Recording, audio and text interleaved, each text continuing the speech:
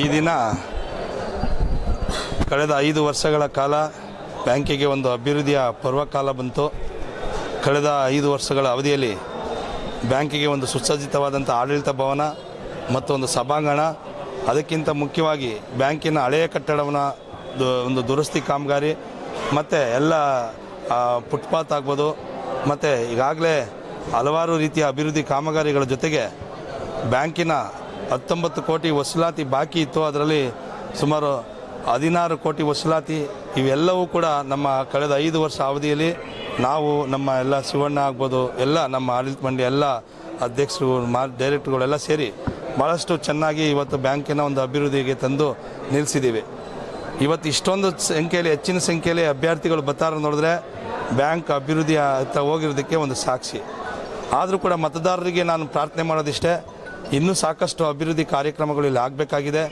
ಇದನ್ನು ನಾವು 5 ವರ್ಷಗಳಿಂದ ನಮ್ಮ ಮನೆ ಥರ ನೋಡ್ಕೊಂಡಿದ್ದೀವಿ. ಭಾಳಷ್ಟು ಚಾಚು ತಪ್ಪದೆ ಬೆಳಿಗ್ಗೆ ನಾವು ತಿಂದಿದ್ವೋ ಊಟ ಮಾಡಿದ್ವೋ ಗೊತ್ತಿಲ್ಲ, ಆದರೆ ಬೆಳಿಗ್ಗೆಯಿಂದ ಸಂಜೆವರೆಗೂ ಇಲ್ಲಿ ಬ್ಯಾಂಕ್ನಲ್ಲಿ ಆಗುವವುಗಳಲ್ಲಿ ಭಾಗಿಯಾಗಿ ಬ್ಯಾಂಕಿನ ಅಭಿವೃದ್ಧಿಗೆ ಒಂದು ಮುನ್ನುಡಿಯನ್ನು ಬರೆದಿದ್ವಿ. ಈಗ ಮತ್ತೊಮ್ಮೆ ಸಾಲಗಾರರಲ್ಲದ ಕ್ಷೇತ್ರದಿಂದ ನಾನು ಸ್ಪರ್ಧೆ ಮಾಡ್ತಾ ಇದ್ದೇನೆ.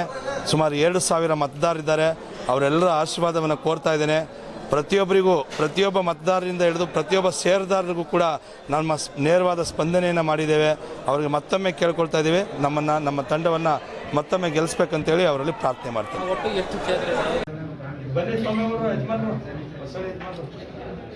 ನಮ್ಮ PLD ಬ್ಯಾಂಕಿನ 25ರಿಂದ 30ನೇ 2025 2030 5 ವರ್ಷದ ಅವಧಿ ಚುನಾವಣೆಗೆ ಇಂದು ನಾಮಪತ್ರ ಕೊನೆಯ ದಿನಾಂಕವಾಗಿ ನಮ್ಮ ಅಭ್ಯರ್ಥಿಗಳು ಕಾಂಗ್ರೆಸ್ ಅಭ್ಯರ್ಥಿಗಳು 14 ಜನ ಅಭ್ಯರ್ಥಿಗಳು ನಾಮಿನೇಷನ್ ಫೈಲ್ ಮಾಡವ್ರೆ.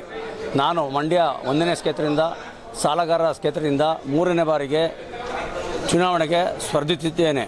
ಹಾಗೂ ಈ ಚುನಾವಣೆಯಲ್ಲಿ ನಮ್ಮ ಶಾಸಕರಾದ MLA ರವಿಕುಮಾರ್ ಅವರ ನೇತೃತ್ವದಲ್ಲಿ ಇಂದು ಚುನಾವಣೆಗೆ 14 ಜನ ನಾಮಿನೇಷನ್ ಫೈಲ್ ಮಾಡಿದ್ದೇವೆ.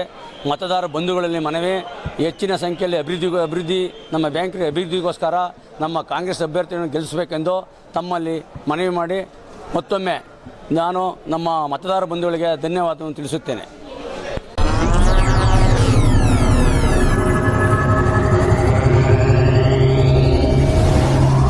ನೀವಿನ್ನೂ ನಮ್ಮ ಚಾನೆಲ್ಗೆ ಸಬ್ಸ್ಕ್ರೈಬ್ ಆಗಿಲ್ಲ ಅಂದ್ರೆ ಈ ಕೂಡಲೇ ಸಬ್ಸ್ಕ್ರೈಬ್ ಮಾಡಿ. ಸಬ್ಸ್ಕ್ರೈಬ್ ಆದ ನಂತರ ಪಕ್ಕದಲ್ಲಿ ಕಾಣುವ ಬೆಲ್ ಐಕಾನ್ ಪ್ರೆಸ್ ಮಾಡಿ.